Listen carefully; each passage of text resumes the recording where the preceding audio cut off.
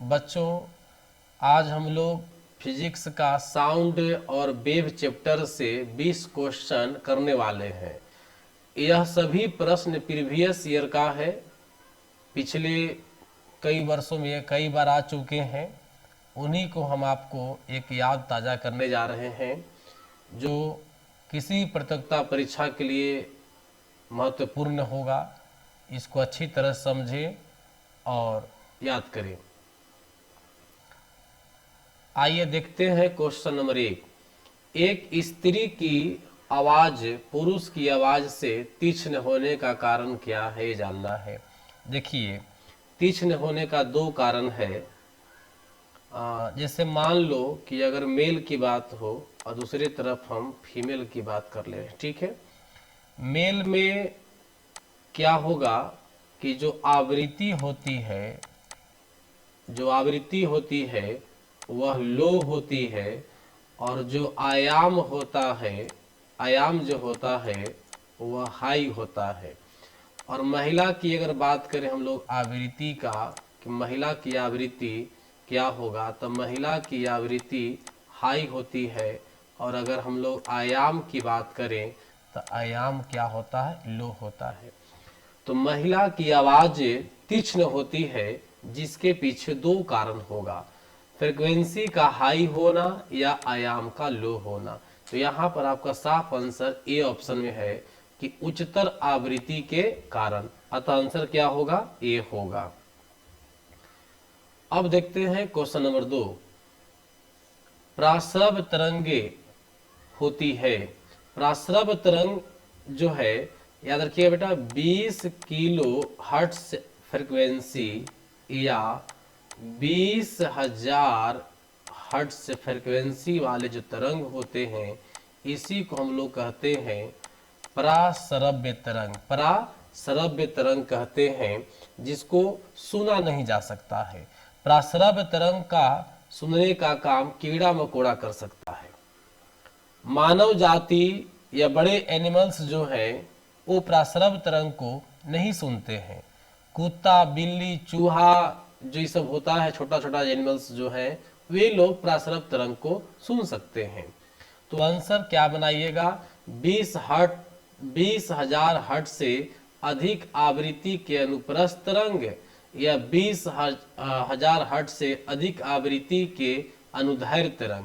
अब देखिए, 20,000 हर्ट्ज तो बात कर दी हम लोग कि 20,000 हर्ट्ज से ऊपर वाला, लेकिन अब यह है कि अनुप्रस्थ होगा कि अनुदैर्घ्य होगा।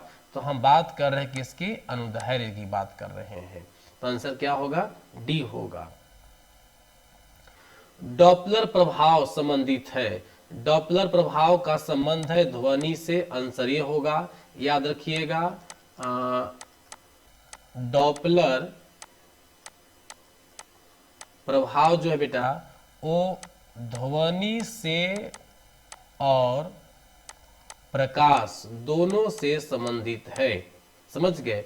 डॉपलर प्रभाव में क्या होता है कि वस्तु मतलब स्रोत या श्रोता में गति के कारण साउंड की तीव्रता में जो चेंजिंग होती है, उसी को डॉपलर प्रभाव कहते हैं। जैसे मान लो कि आप स्टेशन पर ट्रेन के इंतजार में खड़े हैं, तो जब ट्रेन स्टेशन की ओर जैसे जैसे नजदीक पहुंचती है, तो उसकी हॉर्न की आवाज बढ़ते जाती है, और जब आपसे दूर हो जाती है तो फिर आवाज घटते जाती है। इसी इफेक्ट को हम लोग डॉपलर प्रभाव कहते हैं। यही बात प्रकाश में भी है।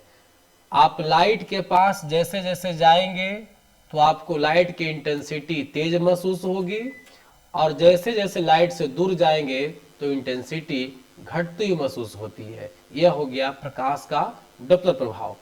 तो डॉपलर प्रभाव ध्वनि में भी होगा और प्रकाश में भी होगा, लेकिन क्वेश्चन के अनुसार आंसर ए होगा। अब आते हैं क्वेश्चन नंबर 4। एकॉस्टिक पदार्थ। देखो, एकॉस्टिक मतलब होता है ध्वनि सोखने वाला। ध्वनि को सोखने से, मान लो कि ये आप एक कमरा का निर्माण किए हैं। देखिए, इस प्रकार से आप ये मान लो कि हॉल बनाया।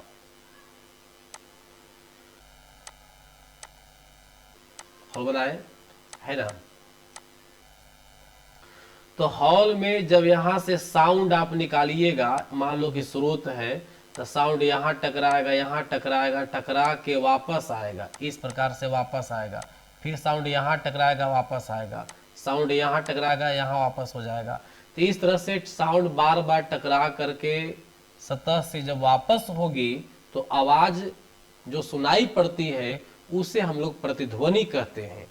इसी टकराव को, प्रतिध्वनि को रोकने के लिए दीवार पर हम लोग थर्मोकोल ऐसे, या सूती कपड़ा या जूट का बोरा, जो भी कहिए, ऐसे लगाने से साउंड क्या होता है कि रिफ्लेक्ट कम करता है और साउंड को यह एब्जॉर्ब कर लेता है ना। इसी पदार्थ को जो दीवार पर लगाया गया, इसी को हम लोग एकॉस्टिक पदार्थ कहते हैं, जो कि एकॉस्टिक विज्ञान से संबंधित है। तो एकॉस्टिक का संबंध किससे होगा? ध्वनि से होगा, ध्वनि का एब्जॉर्बर होता है। अब करते हैं क्वेश्चन नंबर 5। चलो आंसर दो 5 को। कीड़ों तथा हानि पहुंचाने वाले तत्वों को घर से दूर भगाने के लिए प्रयोग में लाया जाता है। कीड़ा मकोड़ा को मारना है आपको, तो अल्ट्रासोनिक वेव का यूज करिएगा कि इंफ्रारेड का यूज कीजिएगा कि सबसोनिक का यूज कीजिएगा कि रेडियो तरंग का यूज कीजिएगा।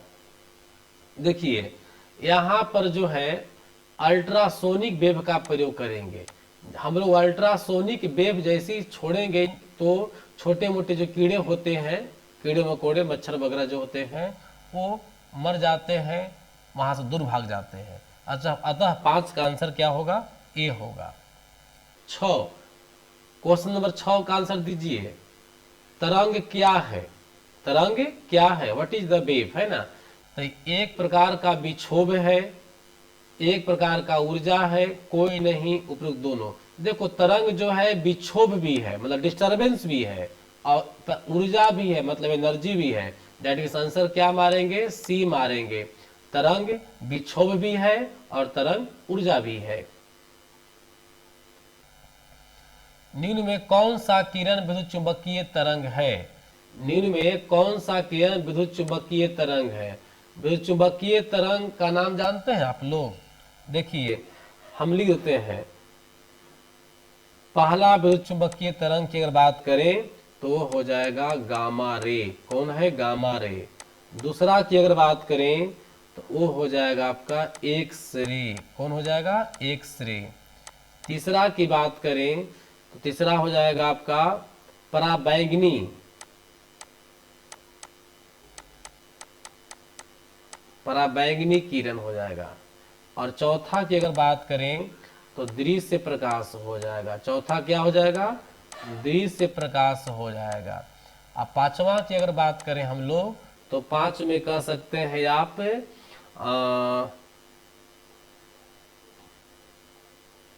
इंफ्रारेड, मतलब अवरक्त प्रकाश। थोड़ा सा हिंदी में दिक्कत हो जाती है। अवरक्त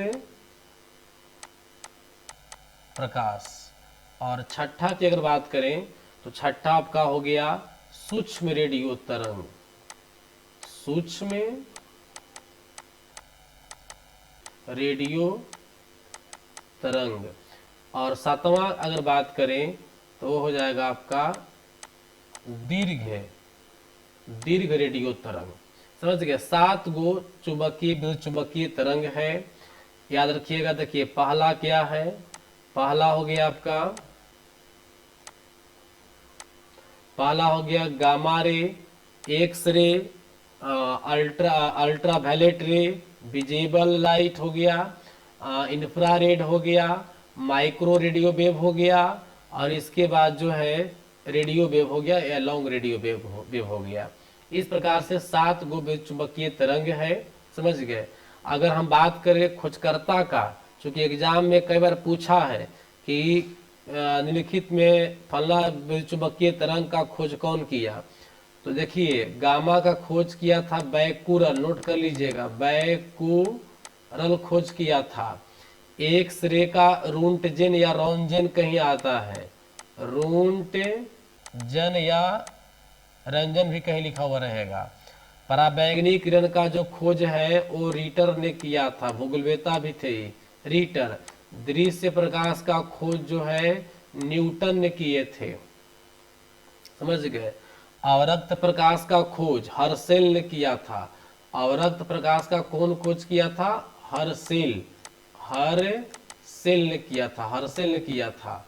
सूक्ष्म रेडियो तरंग का खोज हेनरिक हटर्ज ने किया था। हेनरिक हटर्ज, हेनरिक हटर्ज ने किया था। और दीर्घ रेडियो तरंग का खोज बाबू कौन किए थे? मार्कोनी किए थे। कौन किए थे? मार्कोनी किए थे। क्लियर हो गया। और इसमें जानते हैं सबसे लॉन्ग फ्रीक्वेंसी किसका होता है? गामा का। यानी गामा का जो फ्रीक्वेंसी होगा वो हाई होता है, और ये दीर्घ रेडियो तरंग का जो फ्रीक्वेंसी होगा यह लो होता है। एग्जाम में कई बार पूछा गया है, याद रखिएगा। गामा का जो फ्रीक्वेंसी है सबसे हाई होती है, फिर एक्सरे का कम होगा, पराबैंगनी का और कम होगा। ऐसी करते करते सबसे कम जो फ्रीक्वेंसी होता है वो होता है दीर्घ रेडियो तरंग का, लॉन्ग रेडियो वेव का। क्लियर हो गया। अब चलते हम लोग क्वेश्चन नंबर 8 की ओर। विद्युत चुंबकीय तरंगों का अधिकतम चाल होती है। देखिए वैक्यूम में जितना भी तरह का इलेक्ट्रोमैग्नेटिक वेव है, इलेक्ट्रोमैग्नेटिक के वेव है, सबका स्पीड होता है 3 × 10⁸ मीटर पर सेकंड होता है। अतः आंसर क्या देंगे? बी देंगे, बिहार देंगे। अब चलते हैं क्वेश्चन नंबर 9 की ओर। निम्न में कौन सा कथन सुमेलित नहीं है? देखिए सुमेलित, देखिए वही खोजकर्ता का नाम आ गया। दृश्य प्रकाश पीछे लिखवाए थे अभी कि दृश्य प्रकाश का खोज कौन किए थे? न्यूटन, यानी यह सही है। एक्स रे का रुंटजेन, यानी ये भी सही है। गामा रे का बैकुरल, ये भी सही है। पराबैंगनी का हर्शेल खोज नहीं किए थे, पराबैंगनी का हर्शेल खोज नहीं किए थे, बल्कि खोज कौन किए थे? रीटर किए थे। अतः हमारा आंसर क्या होगा? सी होगा, क्योंकि कह रहा है कि सुमेलित नहीं है, सुमेलित नहीं है, इसलिए आंसर क्या हो जाएगा? सी हो जाएगा। अब चलते हम लोग क्वेश्चन नंबर 10 की ओर। 10 का आंसर दीजिए फटाफट। चलिए, निम्न में किस तरंग की आवृत्ति सबसे अधिक होती है? आ ही गया जी, सीरीज में यादें रख लीजिएगा। सबसे अधिक आवृत्ति किसकी होती है? बताए थे आपको सीरीज, हाई से लो की ओर, याद कीजिए। हाई फ्रिक्वेंसी से चल रहे हम लोग।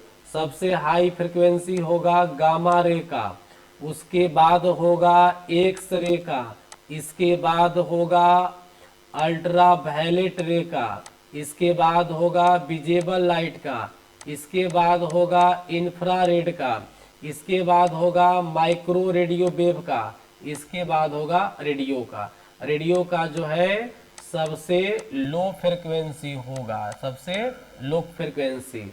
याद कर लीजिए बेटा, यहां ध्यान देना। सबसे हाई फ्रिक्वेंसी किसका होगा? गामा का। और सबसे लो फ्रिक्वेंसी किसका होगा? रेडियो वेव, यानी लॉन्ग रेडियो वेव का। किसका होगा? लॉन्ग रेडियो वेव का। तो आंसर क्या मारिएगा? तरंग क्या सबसे अधिक है? तो आंसर मारेंगे गामा रे 10 का। चलिए अब चलते हैं 11 नंबर की ओर। 11 का आंसर दो, दे दिया आंसर, दो फटाफट दो आंसर। शरीर में टूटी फूटी हड्डियों को चित्रांकन करने के लिए किसका प्रयोग करते हैं? देखो शरीर में हड्डी का जो है हम लोग सब लोग जानते हैं कि एक्स किरण का प्रयोग करते हैं। तो आंसर क्या हो जाएगा? डी हो जाएगा, एक्स रे का प्रयोग करते हैं। चलते हैं क्वेश्चन नंबर 12 की ओर। हम लोग किसी वस्तु के जिस किरण की सहायता से देखते हैं उसकी तरंग दैर्घ्य होती है। देखो बेटा, हम लोग जो विजिबल लाइट देखते हैं, विजिबल जो वेव है उसका जो तरंग दैर्घ्य है, याद रखिएगा, 3900 एंगस्ट्राम से लेकर के 39 दूनी 7800 एंगस्ट्राम तक। और अगर एवरेज पूछा जाए तो मोटा मोटी 5850 एंगस्ट्राम बोलिएगा, जो कि लगभग में आप 6000 एंगस्ट्राम भी लिख सकते हैं। ये आपका हो गया औसत, क्या हो गया, औसत हो गया। आई हो गया आपका परास, परास कितना होता है 3900 से 7800 तक। तो इसके सटीक रेंज लग रहा है आंसर सी वाला होगा। क्लियर हो जाएगा। और याद रखिएगा 1 एंगस्ट्राम का मान होता है 10 का पावर माइनस 10 मीटर। तब इसको तोड़िएगा तो रेंज जानते हैं कितना हो जाएगा, ये हो जाएगा 3.9 गुने 10 का पावर माइनस 7 मीटर। और ये हो जाएगा 7.8 गुने 10 का पावर माइनस 7 मीटर। अगर आप लोग चेंज कीजिएगा तो ये इतना आंसर आ जाएगा। ठीक है, चलो अब देखते हैं क्वेश्चन नंबर 13 को। आंसर दो फटाफट। पृथ्वी की धरातल निम्न में कौन सा किरण उष्मीय प्रभाव उत्पन्न करती है। अरे बाप, उष्मीय प्रभाव, हीटिंग इफेक्ट। याद रखिएगा हीटिंग इफेक्ट में अवरक्त प्रकाश का योगदान होता है। अगर कभी भी एग्जाम में प्रश्न आए कि पृथ्वी किस तरंग से गर्म होती है, तो इंफ्रारेड से, अवरक्त प्रकाश से। ठीक है ना। चलो अब चलते हैं क्वेश्चन नंबर 14 की ओर। निम्न में कौन सा किरण प्रिज्म से गुजरने के बाद स्पेक्ट्रम, स्पेक्ट्रम मतलब वर्णपट का निर्माण करता है। जब प्रिज्म से लाइट गुजारेंगे इस प्रकार से तो यह 7 रंगों में बढ़ जाएगा इस प्रकार से। और ऐसे यहाँ पर जो है वर्णपट का निर्माण करेगा, स्पेक्ट्रम का निर्माण करेगा। इसमें 7 कलर होता है। कितने होते हैं, 7 कलर होते हैं। सबसे ऊपर में होगा लाल। और ट्रिक याद रखिएगा, ट्रिक होता है बैंजानी हपी नाला, बैंजानी हपी नाला। नीचे से बोल रहे हैं तो ऊपर चलिएगा तो लाल हो गया, फिर हो गया आपका ना से नारंगी, पी से हो गया पीला, और ह से हो गया हरा, नी से हो गया नीला, और जा से जामुनी, है ना। और ब से हो गया बैंगनी, ब से क्या हो गया, बैंगनी। देखिए 7 रंग हो गया। 1 2 3 4 5 6 7 रंग, 7 रंग है। याद रखिएगा सबसे ऊपर में है लाल रंग, जिसका 7800 एंगस्ट्राम वेवलेंथ होगा। सबसे नीचे में हो गया बैगनी, जिसका वेवलेंथ जो है 3900 एंगस्ट्राम होगा। क्लियर हो गया। और लाल के जस्ट ऊपर में होता है अवरक्त प्रकाश, अवरक्त प्रकाश इसके ऊपर का रेंज में चला जाएगा, समझ गए। और बैंगनी का नीचे रेंज में हो जाएगा परा बैंगनी, परा बैंगनी हो जाता है, परा बैंगनी। परा बैंगनी मतलब बैंगनी के पर ये पार, अवरक्त मतलब लाल, लाल के पार हो गया। तो लाल से ठीक पहले अवरक्त प्रकाश मिलेगा, और लाल से शुरू होगा 7800, सबसे हाई वेवलेंथ जो है किसका होता है, लाल का। और सबसे लो वेवलेंथ किसका होता है, बैगनी का। किसका होता है, बैगनी का। लाल रंग का वेवलेंथ अधिक होने के कारण इसका प्रकीर्णन कम होता है और यह दूर तक जा सकता है। हम लोग इलाइट चैप्टर में करेंगे। तो कौन सा किरण है जो प्रिज्म जाने के बाद वर्णपट का निर्माण करेगा, विजिबल रे, जिसको हिंदी में बोलते हैं बाबू दृश्य प्रकाश। क्या बोलेंगे हिंदी में, दृश्य प्रकाश बोलते हैं। अब देखते हैं क्वेश्चन नंबर 15। मोबाइल फोन और वाईफाई में किस प्रकार का तरंग का यूज होता है। देखिए मोबाइल फोन में जितना भी हम मोबाइल यूज करते हैं, मोबाइल फोन के लिए हम यूज करते हैं कौन वेव का, micro radio wave, micro radio wave का यूज करते हैं। आंसर क्या हो जाएगा, आंसर हो जाएगा बिहार। अब देखते हैं क्वेश्चन नंबर 16। निम्न में से कौन सा उदाहरण तरंग का उदाहरण है। निम्न में से कौन सा जो है अनुदैर्घ्य तरंग का उदाहरण है। तो इसमें अनुदैर्घ्य तरंग का उदाहरण जानते हैं कौन कौन होगा? साउंड वाला होगा। साउंड जो है अनुदैर्घ्य तरंग है। साउंड कौन सा तरंग है? अनुदैर्घ्य तरंग है। जबकि प्रकाश जो है अनुप्रस्थ तरंग होता है। तो इस क्वेश्चन का आंसर जो है अनुदैर्घ्य तरंग के लिए आंसर ए हो जाएगा, मतलब साउंड वेव। अब देखते हैं क्वेश्चन नंबर 17, आंसर 2।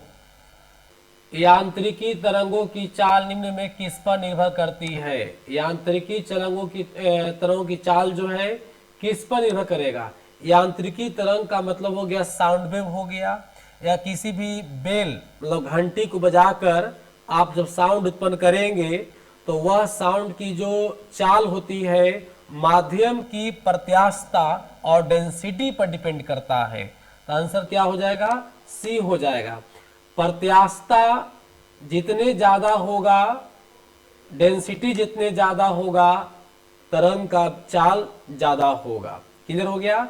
ऐसे बेग का याद रखिएगा फॉर्मूला, भी बराबर होता है एन लेमडा। भी बराबर एन लेमडा। एन जो है यहाँ बेटा आवृत्ति हो गया। एन क्या हो गया? आवृत्ति हो गया। और लेमडा जो है तरंग धैर्य है। लेमडा क्या है? तरंग धैर्य है। अब चलते हैं क्वेश्चन नंबर 18 की ओर। 18 का फटाफट आंसर दो। चंद्रमा पर देखो, इधर चंद्रमा पर अंतरिक्ष यात्री एक दूसरे के बात को क्यों नहीं सुन पाते हैं? मतलब चंद्रमा पर जब अंतरिक्ष यात्री जाते हैं तो वहां एक दूसरे के बात को नहीं सुन पाते हैं, कारण कि साउंड जो है अनुदैर्घ्य तरंग है, और अनुदैर्घ्य तरंग को चलने के लिए, गमन करने के लिए माध्यम का होना जरूरी है, जो कि चंद्रमा पर नहीं है।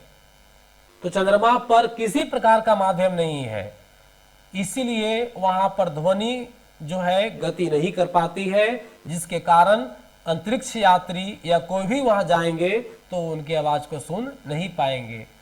तो आंसर क्या हो जाएगा? सी हो जाएगा। अब देखते हैं क्वेश्चन नंबर 18। ध्वनि का वेग निम्न में किसमें अधिक होगा?